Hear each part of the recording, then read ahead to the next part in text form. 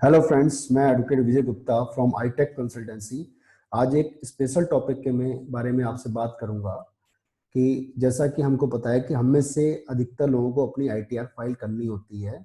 और जो आईटीआर के जो टोटल फॉर्म है वो आपका टोटल फॉर्म 7 होते हैं। तो उसमें से हमें हमारे लिए या हमारे ऊपर या हमारी इनकम के हिसाब से कौन सा फॉर्म हमारे ऊपर एप्लीकेबल होगा, कई बार हमको ये समझ नहीं आता। और कई बार ऐसा भी होता है कि जब हम अपनी आईटीआर फाइल करते हैं तो कई बार जो सेक्शन हमको चूज करना चाहिए उस तो जो जिस फॉर्म को चूज करना चाहिए उस फॉर्म की बजाय किसी दूसरे फॉर्म में हम अपनी आईटीआर फाइल कर जाते हैं। और उसके बाद उस समय तो फाइल वो आईटीआर चली जाती है, लेकिन आगे जाके जब वो प्रोसीड होती है तो आगे जाके वहां पर नोटिस आता है कि आपने अपनी आईटीआर गलत फॉर्म में फाइल कर दी या गलत फॉर्म चूज कर लिया। तो उसके बाद हमें क्या होता है कि अपनी जो गलती हो चुकी है उस गलती का हमें क्या करना पड़ता है, आगे जाके समाधान करना पड़ता है।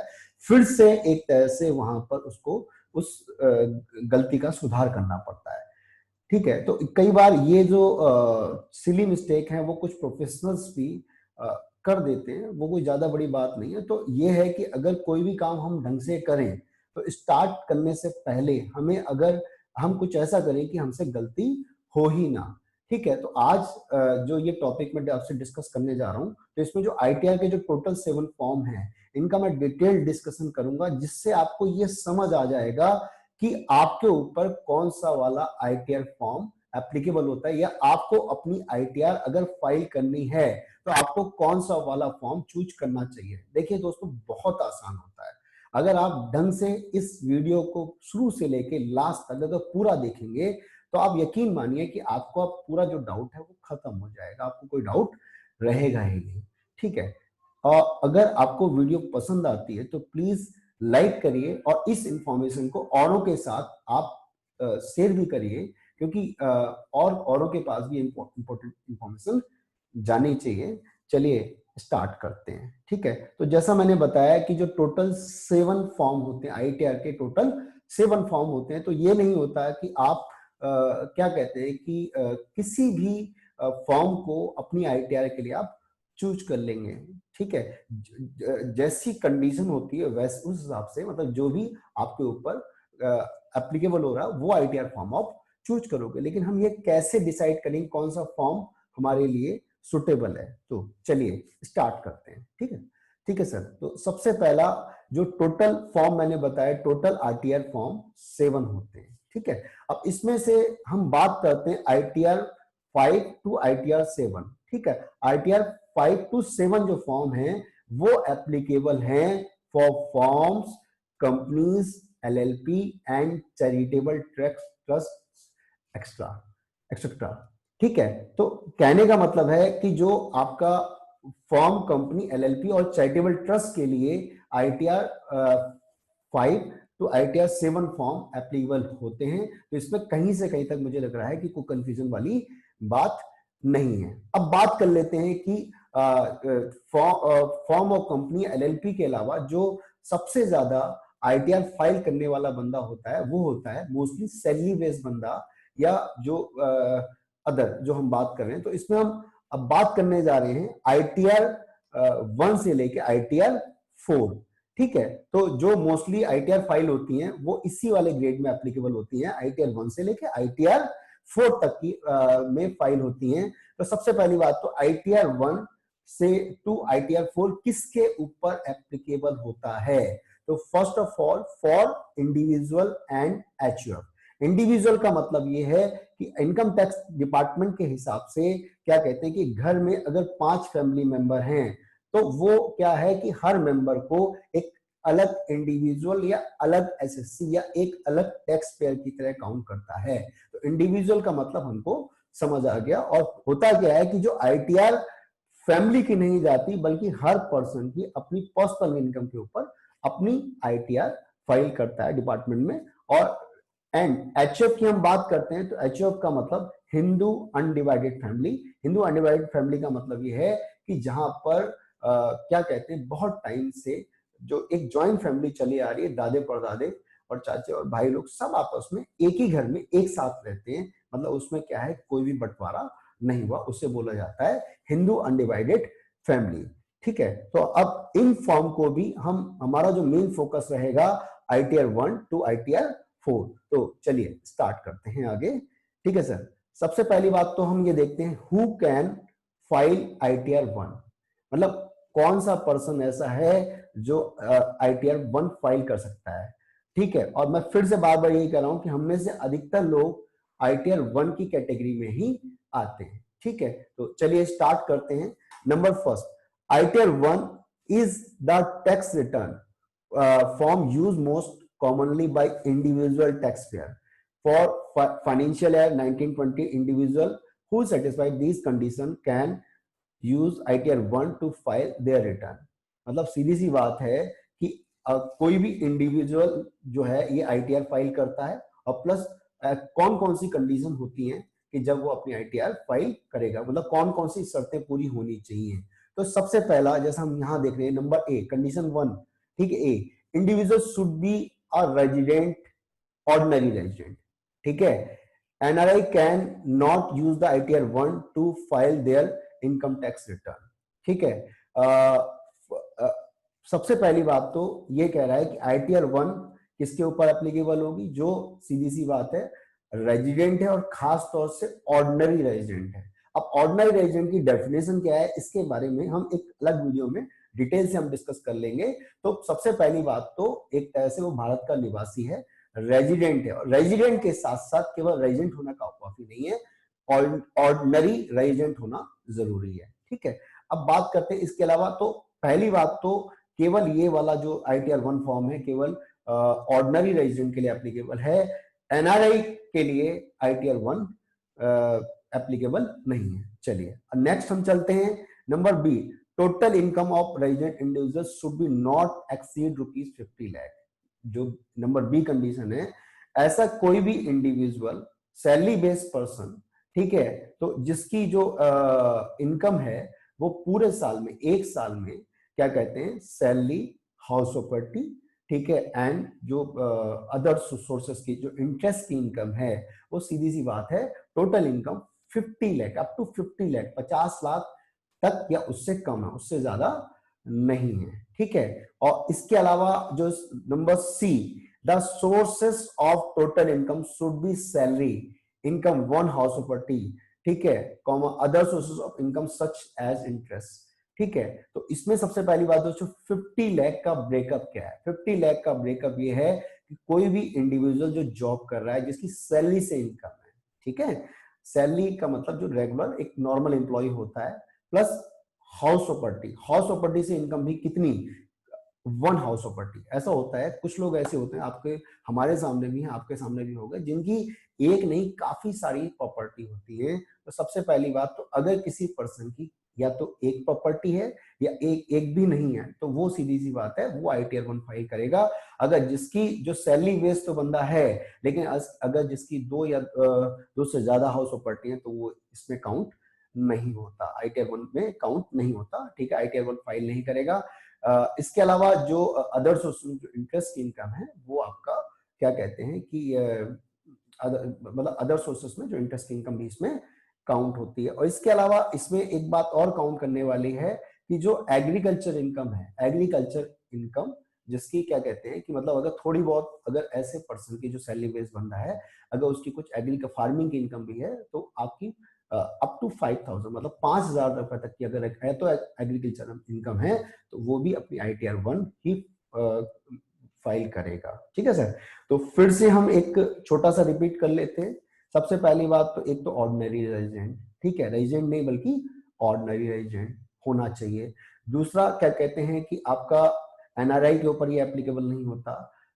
सैलरी, हाउस प्रॉपर्टी और other sources, salary, house property और अदर सोर्सेस की इनकम का जो टोटल है वो टोटल 50 लाख से ज्यादा नहीं होना चाहिए। 50 लाख 50 लाख रुपए तक का होना चाहिए। और हाउस प्रॉपर्टी अगर या तो हो नहीं, और हो तो ज्यादा से ज्यादा एक हो। और इसके अलावा जो एक कभी कभी एक हिडन पॉइंट आ जाता है, जो मैं फिर से बता रहा हूँ, फिर से रिपीट कर रहा हूँ, एग्रीकल्चर इनकम मतलब खेती की इनकम अगर है तो वो 5000 रुपए साल से, एक साल से ज्यादा नहीं होनी चाहिए, तो वो अपनी ITR 1 फाइल करेगा। अब बात करते हैं कि ऐसे कौन से लोग हैं जो ITR 1 फाइल नहीं कर सकते। ठीक है, जो देखने में लगता है कि ITR 1 की कैटेगरी में आएंगे, लेकिन कहीं ना कहीं उसमें कुछ कंडीशन ऐसी होती है कि ITR 1 फाइल नहीं कर सकते। ठीक है सर, तो कौन से ऐसे लोग हैं, तो अब हम आगे देखते हैं।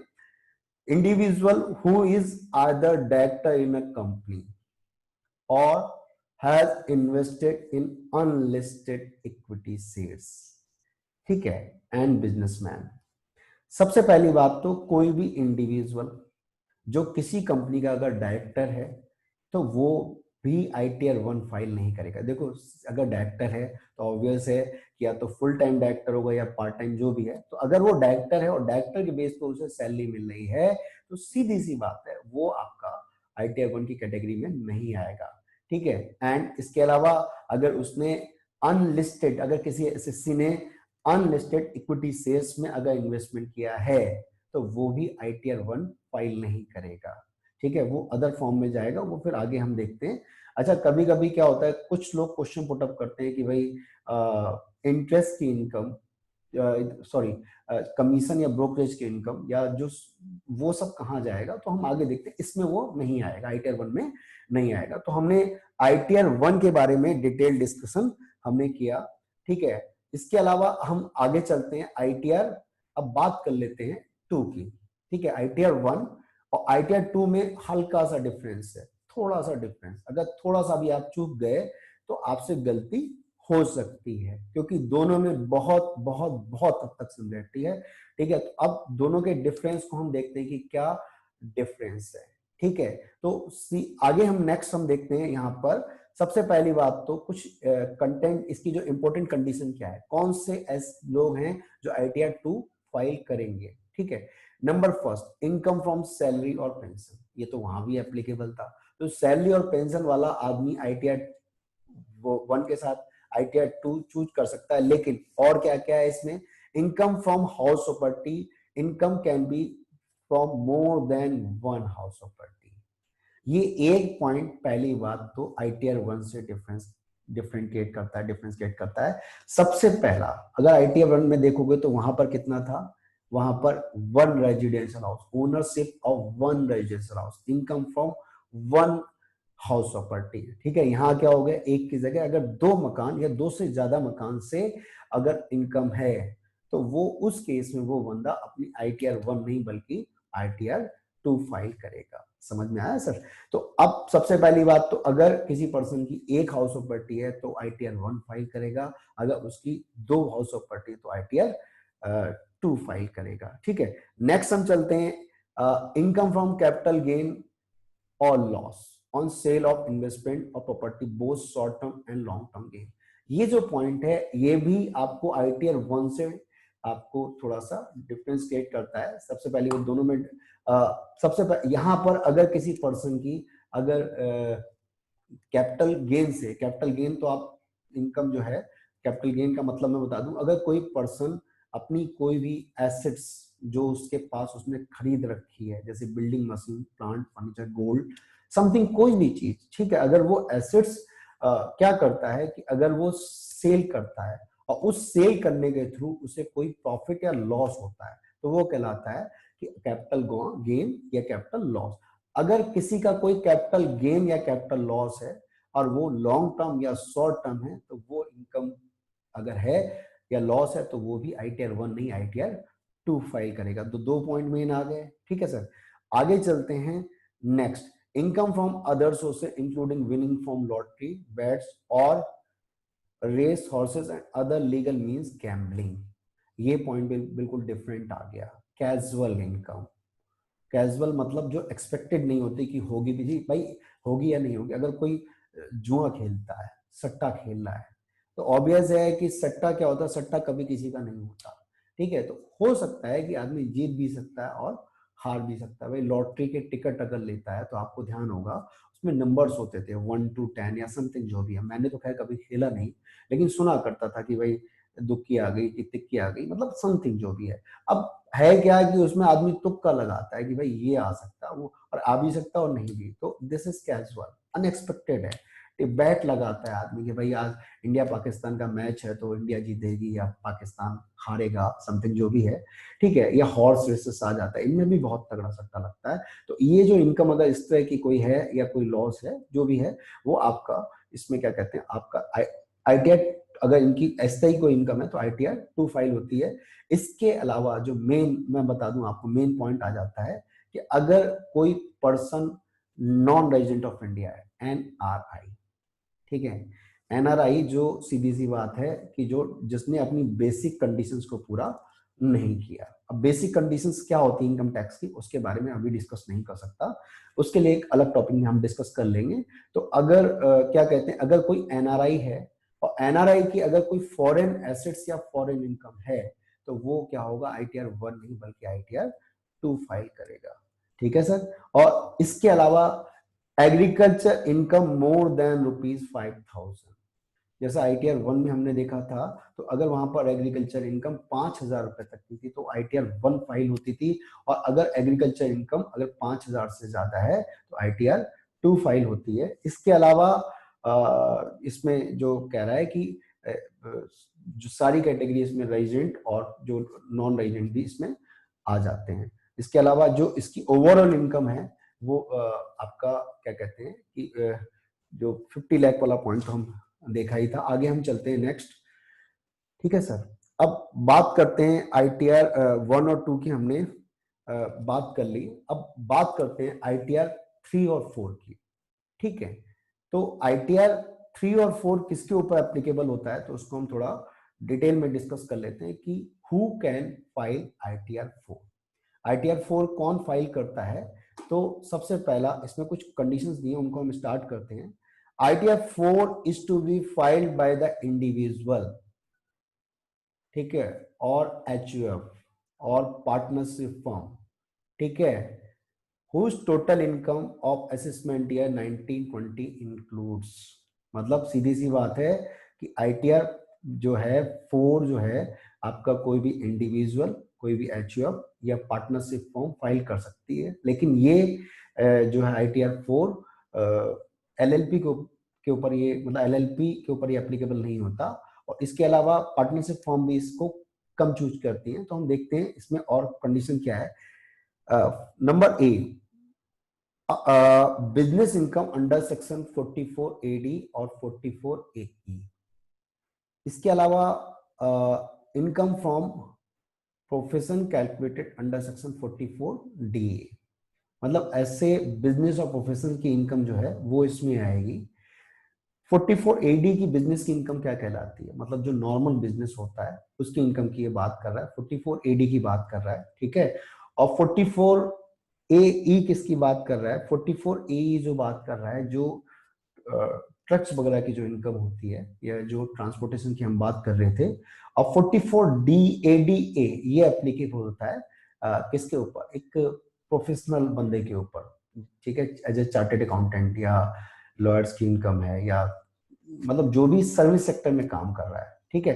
तो सबसे पहली बात तो फिर से हम स्टार्ट करते हैं कि बिजनेस इनकम जो 40 जो किस सेक्शन में, 44AD जो नॉर्मल बिजनेस की हम बात करें, 44AE वो किससे रिलेटेड है, जो आपकी ट्रक वगैरह या जो बसेस वगैरह की जो इनकम आ जाती है। और इसके अलावा अंडर सेक्शन 44 जो ADA ये जो बात कर रहा है, ये बात कर रहा है जो जितने भी प्रोफेशनल्स हैं उनकी इनकम की बात कर रहा है। तो इसमें ये जो कह रहा है सी सैलरी और pension having income up to ₹50 lakh, ठीक है। तो अब ये कह रहा है कि अगर किसी पर्सन की जो इनकम है वो आपका अगर होल ईयर की इनकम, ठीक है, जो अगर क्या कहते हैं कि 50 अप टू 50 लाख है, ठीक है, अप टू ₹50 लाख है, और इसमें आपका क्या कहते हैं कि सारे हेड की इनकम आ जाती है, कि अगर वो क्या कहते हैं सैलरी भी आ सकता है, उसमें हाउस प्रॉपर्टी भी आ सकता है, उसमें बिजनेस भी आ सकता है, उसमें प्रोफेशन भी प्रोफेशन की इनकम भी आ सकती है, और आपके अदर सोर्सेस की भी इनकम इसमें आ सकती है। तो पहली बात तो किसी एक हेड की इनकम की बात ये नहीं कह रहा, ये होल हेड की इनकम की बात कर रहा है, salary, house property, business, profession, other sources जो इंटरेस्ट की इनकम है, ठीक है, उन सबके टोटल की बात कर रहा है, ठीक है सर। इनकम आगे जो कह रखा है कि इसमें income from one house property, ठीक है। Income from one house property कहने का मतलब ये है कि यहाँ भी आपका क्या कहते हैं वही जो आ जा रहा है कि आपका जैसे 44 वो ITR 1 में था, ITR 1 में भी अप टू 50 लाख था, यहाँ भी अप टू 50 लाख है।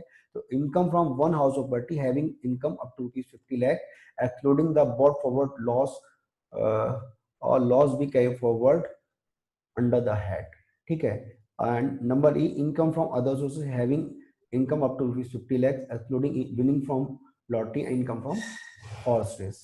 कहने का मतलब ये है, फिर से मैं रिपीट कर दे रहा हूँ, मेन इसका जो ITR 4 का जो फोकस है, अगर किसी पर्सन की बिजनेस या प्रोफेशन से इनकम है तो वो मेन ITR 4 चूज करेगा, और उसके साथ अगर उसकी सैलरी से भी इनकम है, मतलब जॉब भी कर रहा है, प्लस साथ में उसकी अगर एक हाउस प्रॉपर्टी से इनकम है, सिंगल हाउस प्रॉपर्टी से इनकम है, ठीक है, और क्या कहते हैं कि अदर सोर्सेज की इंटरेस्ट की इनकम है, और अगर उसकी क्या कहते हैं कि आपका अगर एग्रीकल्चर इनकम की हम बात करें अप टू ₹5,000, ठीक है, अप टू ₹5,000 है, तो वो आपका ITR 4 में आ सकता है, ठीक है। लेकिन इसमें जो इंक्लूड नहीं होगा वो आपकी लॉटरी की इनकम और हॉर्स रेस की इनकम इसमें इंक्लूड नहीं होगी, ठीक है। तो अब चलते हैं इसके आगे, ऐसे कौन से लोग हैं जो ITR 4 फाइल नहीं कर सकते।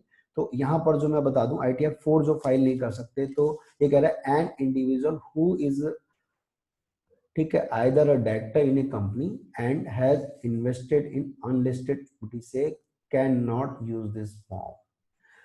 अगर कोई भी इंडिविजुअल जो किसी कंपनी का डायरेक्टर है, मतलब किसी कंपनी में डायरेक्टर है, या उसने किसी कंपनी के unlisted shares, unlisted equity shares में इन्वेस्टमेंट कर रखा है, तो वो ITR 4 चूज नहीं कर सकते, ठीक है। या अगर उसकी साथ में अगर कमीशन और ब्रोकरेज की भी इनकम है, डिफरेंट डिफरेंट सोर्स हो सकते हैं, जैसे LIC एजेंट होते हैं, उनकी ब्रोकरेज से इनकम होती है, डिफरेंट टाइप का कमीशन हो सकता है, ब्रोकरेज हो सकता है, तो अगर वैसे कोई इनकम है तो वो आपकी ITR 4 चूज नहीं कर सकते, ठीक है। तो अब ये हमने ITR 4 के बारे में डिस्कस किया, एंड अब बात करते हैं सबसे last, who can file ITR 3, ठीक है। तो अब हमने 5 to 7 हमने डिस्कस कर लिया था, हमने ITR 1 डिस्कस कर लिया, ITR 2 डिस्कस कर लिया, ITR 4 डिस्कस किया, तो बचा क्या, बचा ITR, ठीक है, 3 बचा।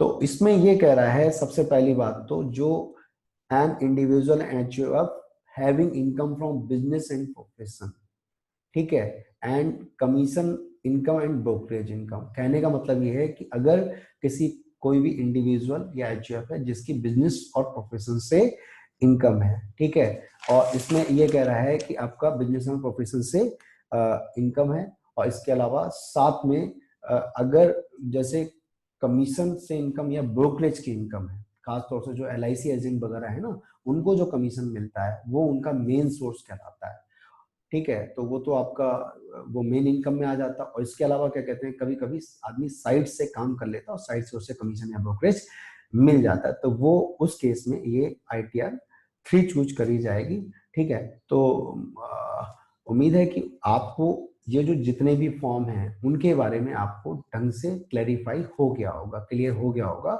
लेकिन अगर फिर भी कोई डाउट रहता है तो आपको क्या कहते हैं कि आप मेरा जो पर्सनल कांटेक्ट नंबर है 9625122106 पर आप कॉल करके अपनी कोई भी क्वारी आप मुझसे ले सकते हैं। इसके अलावा प्लीज वीडियो को अगर पसंद आता है तो लाइक करिए, साथ में शेयर करिए, और सब्सक्राइब करने के साथ साथ जो बेल आइकन है उसको प्रेस करिए, ताकि कोई भी जो लेटेस्ट वीडियो है आपको उनका नोटिफिकेशन आपको टाइम टू टाइम मिलता रहे। Thank you.